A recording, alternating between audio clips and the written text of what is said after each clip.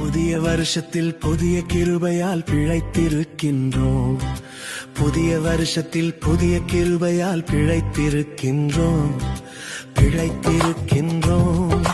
நன்றி இயேசையா, பிழைத்திருக்கின்றோம். உமக்கு நன்றி இயேசையா.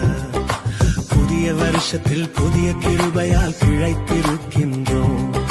புதிய வருஷத்தில் புதிய கிருபையால் பிழைத்திருக்கின்றோம்.